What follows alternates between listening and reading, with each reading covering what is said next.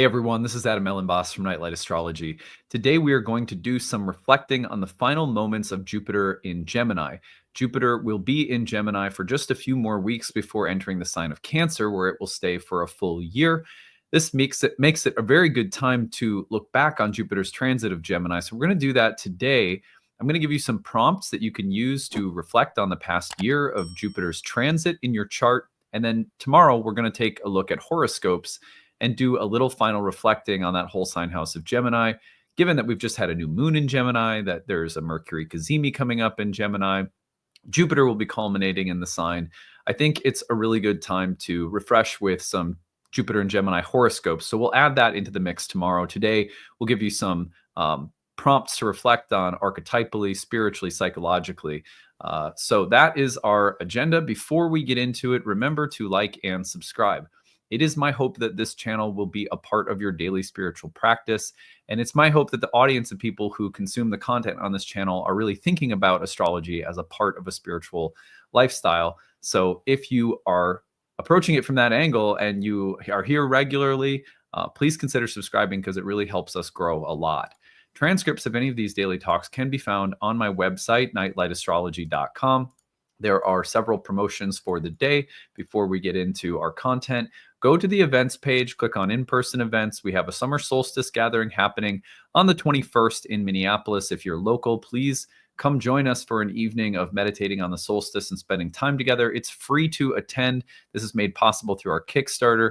So free to attend, just RSVP so we know you're coming. We can bring enough stuff. Go to the speaker series. You'll see another free series of events. We are able to pay our speakers really nicely and make these all free, again, because of the Kickstarter. So you can attend any of these events June 7th, 8th, or 15th. Gemini Brett is on the 7th. We're looking at prenatal eclipses and nodal return windows. On the 8th, Marjorie Cottrell, one of our course directors, co-course directors, is giving a talk on looking at Saturn. And then Krista Hamilton is giving a talk on June 15th with the Decans, Astrology, and Tarot as the subject. These are all wonderful people you will love to learn from. It's free. And if you register, you'll get the link to attend the webinar. But if you can't attend, you get the recording later. Finally, go to the events page, click on live talks. You'll see my webinar for June is coming up. Uranus in Gemini, trine Pluto in Aquarius, when new objects appear in the sky. That's June 19th, 7 to 9 p.m. Eastern, 6 to 8 Central, and whatever that makes it, 4 to 6 Pacific. Yeah, so if you can't make that talk when you register, obviously you'll get the recording later. Then finally, our first year course, along with second year and horary, all begin in June. I'll be doing a little demo on horary. You're welcome to jump into horary if you have a background in traditional astrology already.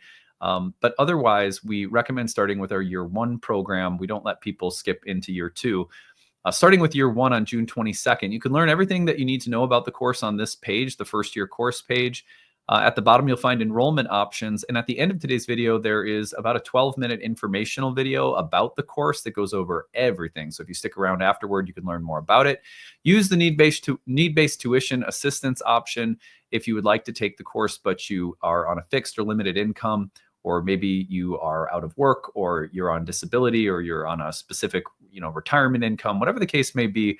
We want to make sure that people aren't priced out of studying a sacred subject like astrology. So please feel free to take advantage of that. We start June 22nd. Can't wait to see a new group of students coming in soon. So on that note, let's turn our attention to the real-time clock and get into Jupiter in Gemini today. I thought it would be a good time for us to reflect on Jupiter in Gemini. This week, we have a lot of different things going on because it's end of the month week. We have, of course, our horoscopes for June and our breakdown of the astrology of June that will come Thursday and Friday of this week. We talked a little bit about the new moon yesterday, but one of the features of this new moon is that it is the last moon cycle that will feature Jupiter and Gemini. And so it's as though these are the final thoughts, the final lessons, the final things that Jupiter in Gemini has to impart for us, fittingly coming under the moon cycle in Gemini, while Mercury, the host, is also in Gemini. So I think the way I was thinking about it this week, I think it's a good time to sort of say thank you and goodbye as Jupiter's concluding its time in this part of our charts. Tomorrow we'll do horoscopes. Today, I want to give you 5 things to watch for. But before I give you those 5 things to watch for, I want to go back over the timeline that Jupiter has covered since being in the sign of Gemini so that we're very clear about the time within which to ask or consider these reflective questions today. Now, if we go forward just a little bit, we're going to see that it is right around the time of the full moon. This is around June 9th that Jupiter enters Cancer. And then by the 11th, we have our full moon in Sagittarius, Jupiter's sign. That makes this moon cycle so much about the transition of Jupiter into Cancer, where it is exalted. Now, shameless plug, if you want a really in-depth exploration of the meaning of Jupiter exalted in the sign of Cancer, both from an ancient traditional standpoint and an archetypal sort of psychological standpoint, the webinar I did in the month of May is available on the shop page, and it's about 2 hours worth of a very deep dive into Jupiter and Cancer. Anyway, so I'm not going to say so much about that now, but this means that we have just a couple weeks left of Jupiter in the sign of Gemini. So on that note, let's now go back about a year. If we go back about a year to June of 2024, actually it's like late May. So we're going to see that Jupiter enters the sign of Gemini, and I'll go down to the hour here just to be super exact. Yeah, so it's about 7 p.m., May 25th of 2024, a year ago today that Jupiter entered the sign of Gemini. Jupiter spends about a year per sign total. Sometimes its retrogrades will take it back and forth through the end of a sign and the early part of a new one. Right now, we're in a cycle where, Jupiter's been entering a new sign and not retrograding back into the old one, the previous sign, I should say, and going through the whole sign over the course of a year with its retrograde solidly in the sign it's transiting. That's not always the case, but the point is you get about a year worth of Jupiter in any given sign, about 12 years to go through the full zodiac. So May 2024 to early June of 2025, Jupiter's in the sign of Gemini. That's the timeline that you should really consider. Now, if you wanted to, you could get even a little bit more precise. Let's take out everything in the chart view except for Jupiter, and let's just map out some really important moments within the cycle. Jupiter enters Gemini at the end of last May, and its initial retrogradation is going to take place right about here. The station to retrograde is in October. So that station to retrograde happens October. The retrograde takes it all the way to, right about here, and that's about February. So early October through early February is the retrograde phase. When you're applying Jupiter to the house position in your natal chart, and if you need help with that, we'll be doing the horoscopes tomorrow, you could look at that period as a really important turning point within the overall process of Jupiter's time in Gemini in your birth chart, with a period of revision, reflection, and deepening insights that Jupiter's providing during that retrograde phase. From that point forward, early February, things are moving forward, and we're then into the kind of completing stage of Jupiter in Gemini, which now wraps up around June 9th.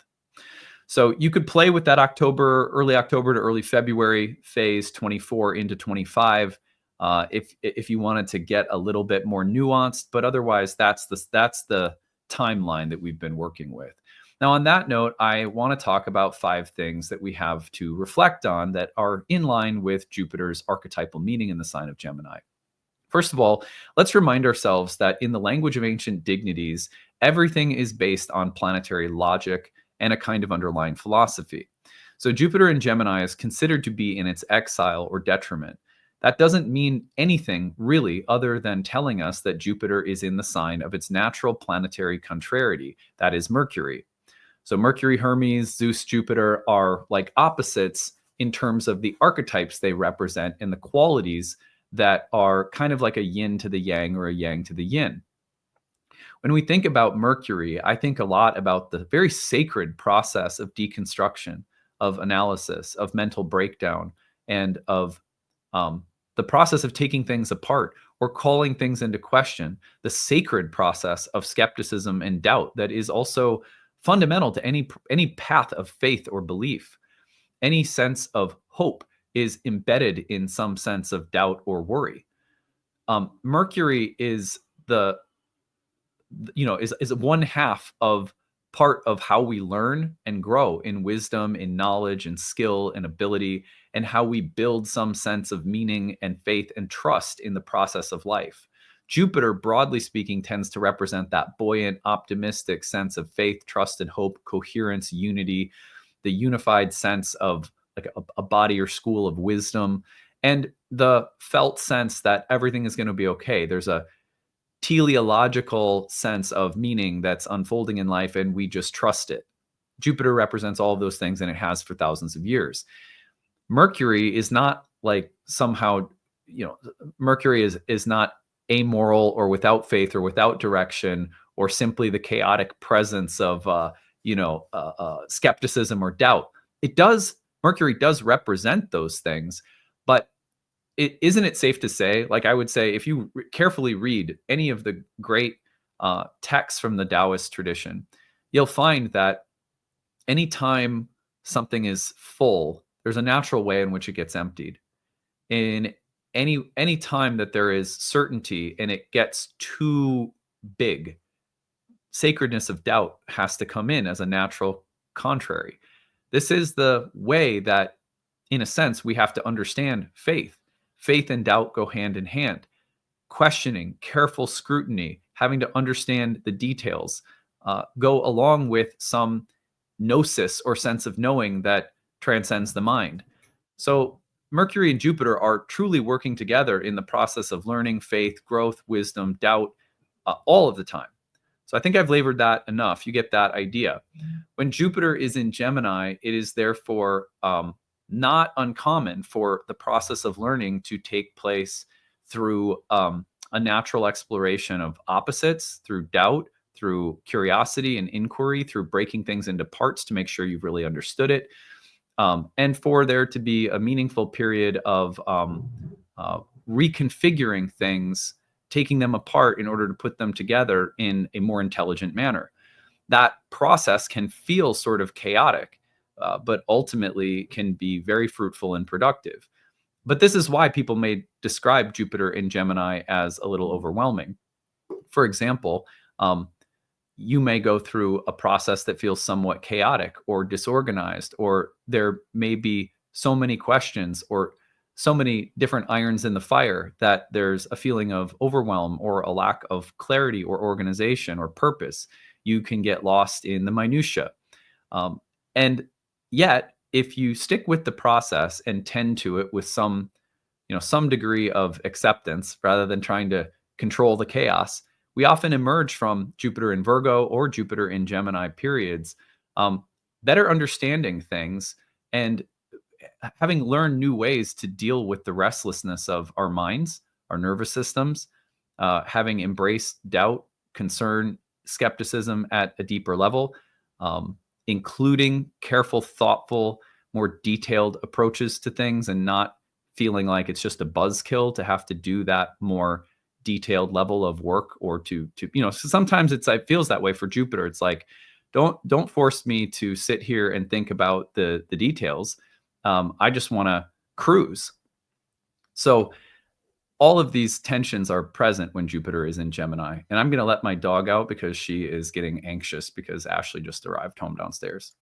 Okay, she was like, I could feel it. Like the garage door is like vibrates below, and and she's like, oh my God, Ashley's home. This is the best possible thing that has ever happened. And then I'm like, if I don't let her out, she's just going to start whining and get more anxious. And then I have a hard time continuing to record because I can feel her wanting to get out and go say hi. So anyway, that's very Jupiter and Gemini, isn't it? Here I'm trying to do something coherent, but there's interruptions. There's a kind of sparkly chaos that you have to embrace when you're talking about things in Gemini land. So anyway, given all of that, just the setup here is to understand Jupiter by its transits are always giving us new ways of developing faith, wisdom, understanding, and a felt sense that the cosmos is meaningful and purposeful, as are our lives. That's what Jupiter's always doing, but it's a real adventure with the way we keep deepening that process. Jupiter can represent many other things, but in the broadest philosophical sense, that's what Jupiter's up to. Put it in a Mercury ruled sign, and these are the kinds of tensions that come up as we continue to develop wisdom and a sense of meaning and purpose. So, what are the 5 things to reflect on? Number 1, this is a very simple, very basic, but a quality of Jupiter and Gemini, but one that absolutely can't be overlooked.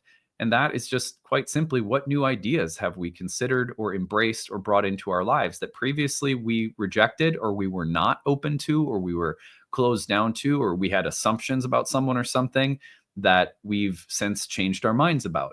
Another way of putting it is just, what have you changed your mind about? The mind and its ability to change is one of the most beautiful things ever.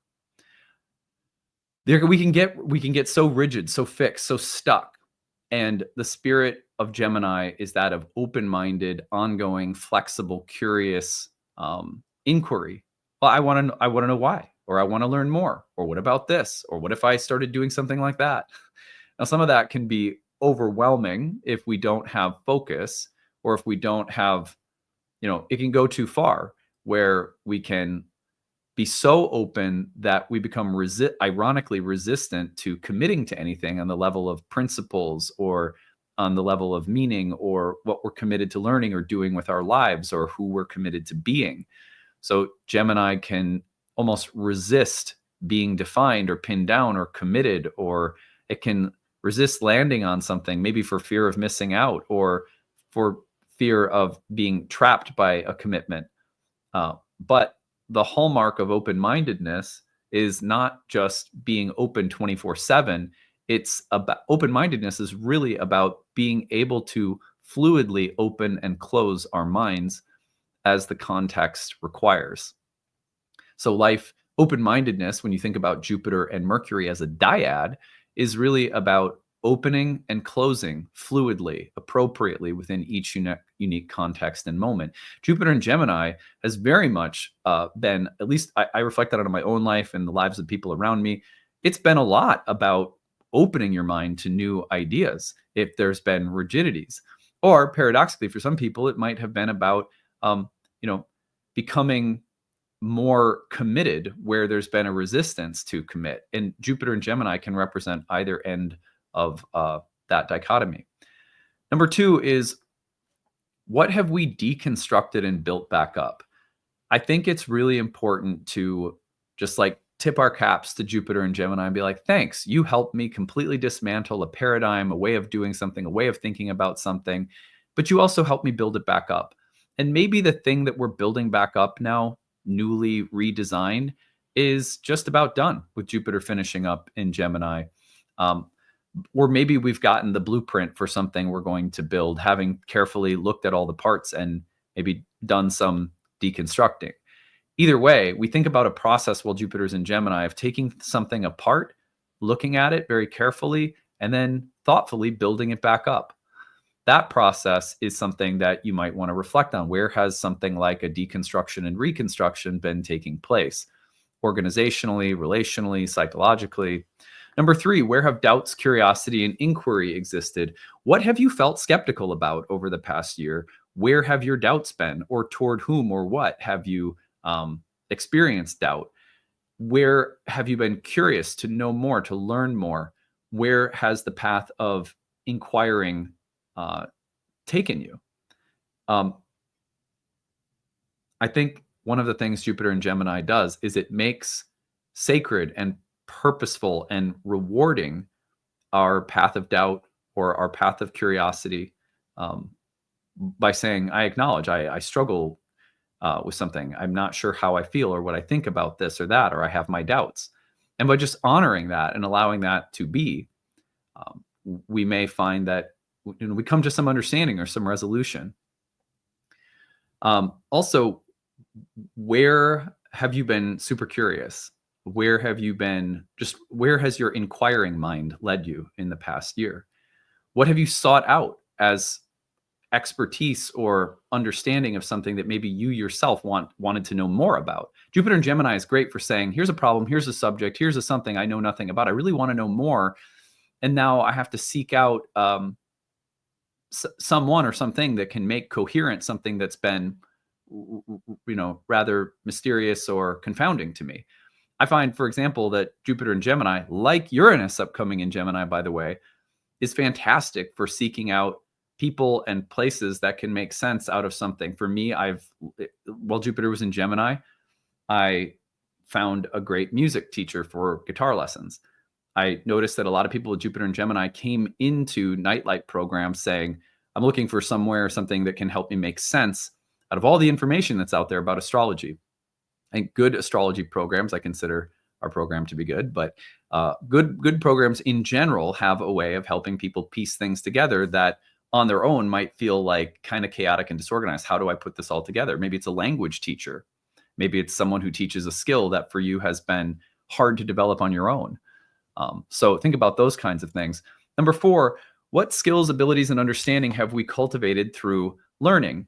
Jupiter in Gemini is really great for having you add to or continue developing and giving some kind of momentum behind something that you already know but needed to take further. Jupiter in Gemini is like the moment where you've reached a plateau in your skill. Maybe you're a cook, or maybe you're a teacher, or maybe even parenting, and you feel like, yeah, I've plateaued in my understanding, or I've plateaued in my knowledge or skill with something. Jupiter in Gemini comes along and it opens up multiple different streams of information, multiple different pathways by means of which you can continue to advance where maybe you were plateauing or getting stuck. The benefit or blessing of Jupiter in Gemini is that learning, skill development, and understanding of something that you already know or like can open up even further. So I wanted to add that because think, what have you gotten a lot better at in the past year? I think, for example, of myself, in terms of what I have learned about Jupiter's been co-present with Mars. I have Mars in Gemini. So Jupiter in the same sign as Mars for me over the past year has been crucial in terms of learning how to be more present and focused and how to really activate individual muscles within my training program. The bodybuilding coach I've worked with, in terms of the lessons I've learned around nutrition, lifestyle, really went to another level in the past year. And it wasn't that I plateaued as in I'd reached some great peak, but I had gone about as far as I could with the teacher I had previously. And so I found a new coach and, just kind of continued the journey. That's Jupiter co-present in the sign of Mars in my chart. There were lots of other things too, but I thought that was really fascinating. I also started getting some advice from some coaches in terms of how to work with and develop certain aspects of nightlight as a business. Jupiter's in my second house, and for most of my career, it's just been me and my wife. And then as the school has grown in the past 5 or 6 years, especially gradually, there's been more staff coming on. And then there's been a learning curve when it comes to running a business with like lots of staff. It's like, new stuff that was a part of. So I learned a lot about just the day-to-day business management in the past year and having more staff come on and stuff like that. Those were skills that I felt like I had reached my limit with. Like this is about as much as I know. It's just been me. Like I'm not a business person. I'm just an astrologer and I'm just kind of winging it. And then, things grow and you have to learn more about how to run a business. So that's been a really cool thing that I feel like Jupiter and Gemini has brought. Now, both of those, one's with Mars, one's in my second. So there's different layers of the learning, right? But apply that to the whole sign house of Jupiter or Gemini in your birth chart and just see, where have I had to expand and learn more, and where did the limits of my understanding exist in some subject area, and where did I see it grow and expand again? Fantastic. Just what a blessing for Gemini to just keep our minds open and our hearts open to learning new things. And to, I don't like to say getting better at, like the goal of life is to get better. Sometimes I think we just need to be more accepting of who we are and where we are. There's another dimension to life, though, where it's exciting to get better at things, whether becoming a better person, a better parent, better at the skills that you have, better at, taking care of yourself, whatever it is. Jupiter is, I think, always has our back if we're open to learning. Anyway, what exploration of opposites have we done? One of the things I love about Jupiter and Gemini is the play of light and dark. What have you been confronted with, something that maybe you vehemently oppose that, wow, I just had to open my mind to, or I had assumptions about, and now I think or see it differently? Jupiter in Gemini is great for having us flip something on its head, or turn something in the opposite direction, or look at the play of shadow and light in an area of our lives. Jupiter in Gemini opens and facilitates learning by getting us to, at least temporarily, really deeply consider the wisdom of an opposite that we have not looked at or that we've underestimated. And so I think about that, I think about that in my own life too. I think Jupiter is a process-oriented planet. This is what I'll close with. And so if you want to get the most out of understanding a Jupiter transit, as much as I love talking about, oh my God, Mars is opposed Jupiter today, or whatever transit is happening, which are always important, I think we miss out on a lot of the deeper learning process that the astrology reflects by not taking the time to look at the arc of a transit that took a full year. So if you go back to last May and reflect on any of these questions, or maybe there's others that you could come up with because you know something about Jupiter and Gemini too, what have you learned? Where has the growth been? Tomorrow, we're going to do some horoscopes to remind you of the whole sign house that Jupiter is now culminating in. So that'll give you a little bit more guidance. But use these today alongside with horoscopes tomorrow, and you should have something that can give you a really deeper level of respect and appreciation for this great teacher in the sky that's been guiding us all along in the sign of the twins. So I'll close there. After I sign off, stick around. There's an informational video next about the first year program. Come study with us. When you learn the underlying philosophy behind everything in astrology, houses, signs, planets, aspects, dignities, transit techniques, you're playing with a totally different set of tools in your kit. I mean, your ability to manipulate the instrument of astrology and play beautiful music enhances when you take the time to really deeply get to know where it all comes from and the why behind it all. That's what we try to provide at Nightlight. You get a lineage. You get to be entrained with a group of staff and teachers and a program that's been shaped over 15 years worth of people coming through it. And you get to figure out what you're going to be, what your voice is going to look like, given this stable structure that we provide. So on that note, I hope to see some of you in class soon. Thanks for listening. We'll see you again tomorrow. Bye. Hey everyone, thanks for sticking around. I'm excited to tell you about our upcoming program, Ancient Astrology for the Modern Mystic. It is our first year course in Hellenistic astrology that begins at the end of June. June 22nd is our starting date. I'm going to take you over to the course page to tell you more about the program and what you will learn while you are in it. So here we go over to the Nightlight Astrology website. You can find this at nightlightastrology.com. Click on the courses tab, go to the first year course. Now this program is ideal for people who maybe have a little bit of background already in astrology. Maybe you've done some studying on your own independently, taken some courses or webinars and workshops, but you're looking to deepen your understanding of astrology. And maybe Hellenistic astrology in particular has been calling to you. I'll tell you more about what Hellenistic astrology is in a minute, but on the first year course page, you're going to find everything that the course includes. I want to make the structure of the course clear first, and then at the end, I'm going to tell you 5 reasons that I think anyone might have for studying astrology, and you can see if you check any of those boxes. First of all, there are 30 classes on the year. It's just a little under a year-long program with 30 webinars. Every webinar is 2 to 3 hours long, including a lively Q&A and conversational section after we finished our lesson for the day. Each of those lessons I lead personally through live webinars, so you can attend those live. If you want to follow along at your own pace in your own time, on your own schedule, you can always look at the recordings and take those in. And I'm going to show you what the class page looks like so you can see how you can interact with the course as uniquely and creatively as you want to. But you can either attend the live webinars or listen to the recordings or audio or video.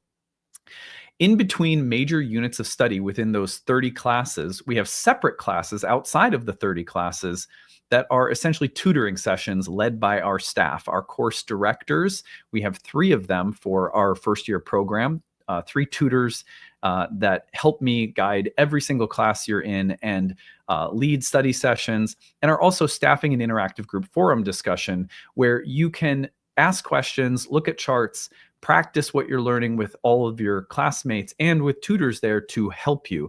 They'll always answer questions within a business day. So it's a really well-staffed, well-structured program.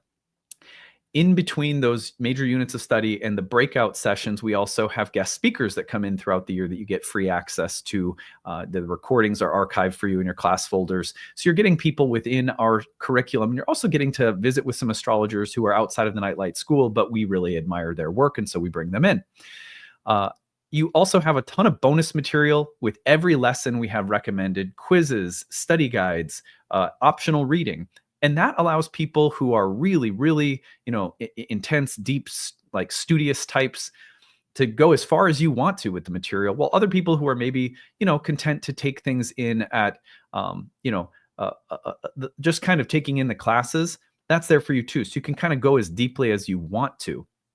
The class, as the year goes on, goes through major units of study in ancient Hellenistic astrology. So if you're not familiar with ancient Hellenistic astrology, this is the earliest form of horoscopic astrology. This is where the astrology that you've probably learned today comes from originally. And that makes some of its features unique. Like, for example, ancient astrologers utilized whole sign houses. We study why they used whole sign houses, how they used them, and we study the why behind really everything: houses, signs, planets, aspects, dignities, essential and accidental dignities, delineation approaches. How do you read and predict within a natal chart? All of those theoretical areas of astrology we not only learn how to do, but we learn the why behind it. And this is what I think people find most empowering about the course, is that ancient astrology really helps to give you the rationale for everything so that you have the insight available to go off script. What I mean by that is, like, let's say you're learning about a sign, Aries or Taurus or a Gemini, something like that. Ancient astrology won't just give you a list of the adjectives or keywords or descriptions of, say, a sign or a planet. It will give you an underlying philosophical explanation that then allows you to extrapolate from it the kinds of lists that you read in textbooks, which means you'll have an understanding of why everything on a list in a textbook is there in the first place. And you'll also have the insight and creativity available to add things to the list that are a part of your own unique intuition and contribution to astrology. And this is what ancient astrologers wanted students of astrology to learn: the why behind everything.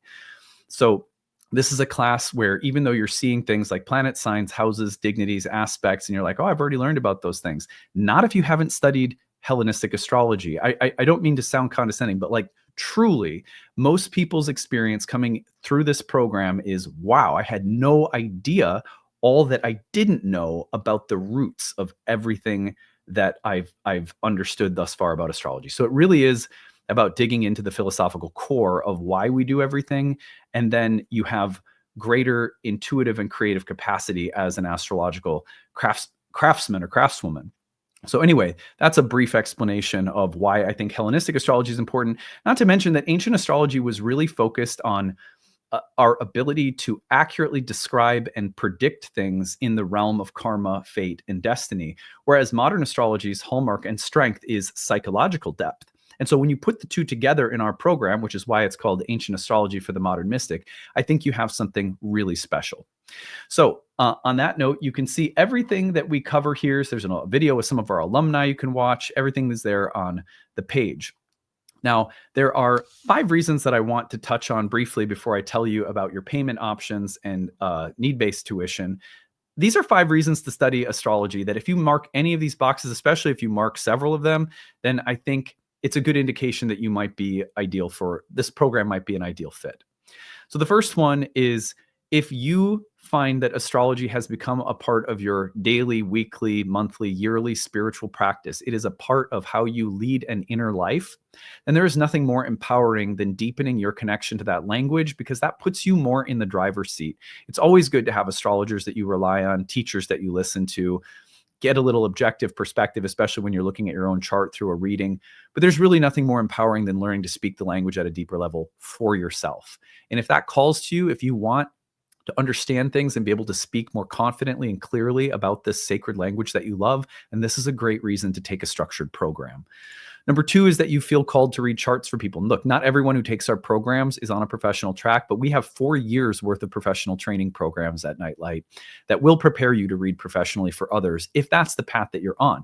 Maybe you don't even know if you're on that path. That's fine too. Many people take our programs just for the sake of their own personal enrichment, and again, to be kind of more in the driver's seat with respect to your astrological journey. You have more of an understanding. You can be more confident in reading symbols and experiencing transits with your own understanding that you've cultivated. But sometimes people want to read for other people. This will definitely set you up to do that. We have a certification track where you can take exams at the end of every year. They're optional. You don't have to if you're not on that level of interest. Number three, you have done a lot of self-study. You've heard things from here and there, but you're looking to bring it all together. It is overwhelming to study astrology on your own.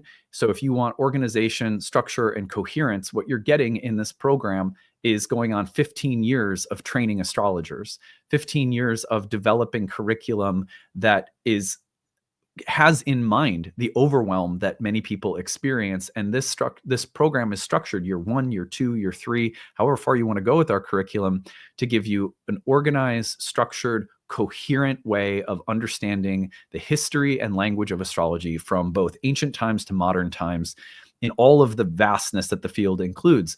And also, as we go, we want to give you the confidence that you are a part now of an astrological lineage. Astrology has always been practitioner-based. Coming through Nightlight, you are going to have the opportunity to feel aligned with a lineage. If you like my work, if you feel aligned with the way I speak the language, then this might be a good reason to come study with us.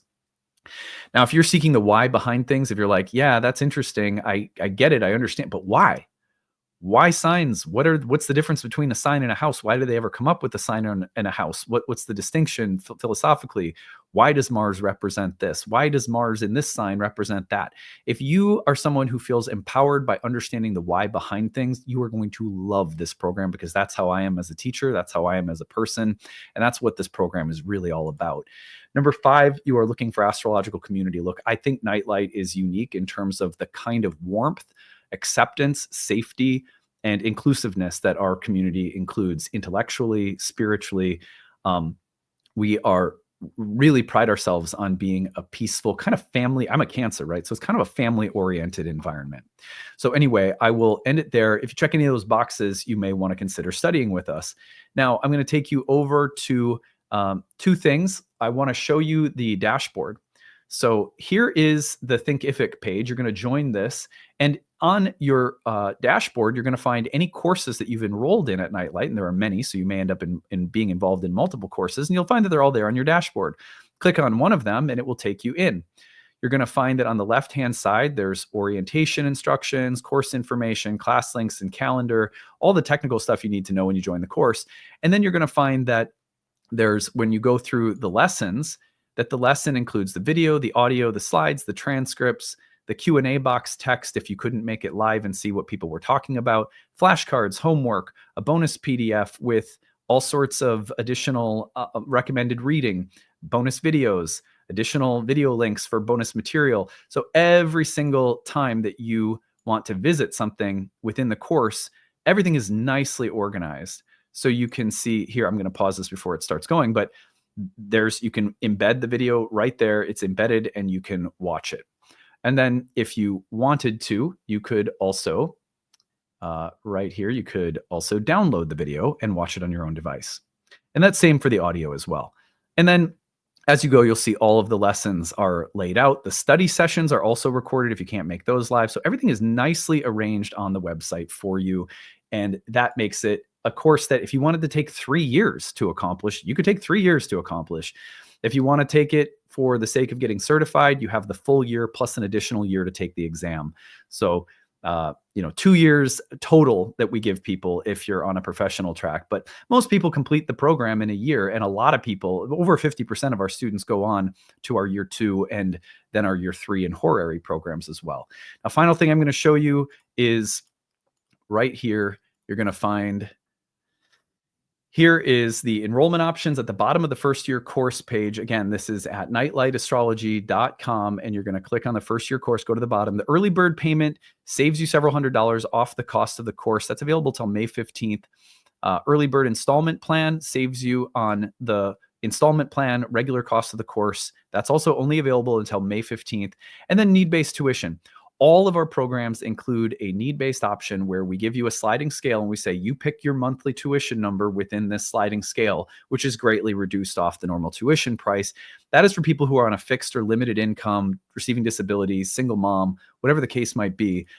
We want to make sure that nobody's priced out of studying astrology. So you don't have to feel any shame. If that is you, if you need help, if you want to take this, but you need to make it work within a tight budget, we get it. Times are tough right now. We don't think people should be priced out of studying a sacred subject like astrology. So we've been offering need-based pricing for 15 years. Nightlight is a donation-based school. It started that way. We have a sliding scale, so it's kind of like donation. You get to choose your rate anyhow. So if that's something that will help you, please use it. Thank you for listening to this. I hope it gave you a really deep and comprehensive introduction to what the course is all about and why you might find it exciting to come study with us starting at the end of June. So any questions you have about the program as you're visiting the course, email us, info@nightlightastrology.com. We'll be glad to talk about anything that you have questions about. We are here and we have a wonderful staff of people at Nightlight who will be a part of your learning experience and are all glad to help you. All right, that's it. We'll see you again later. Bye.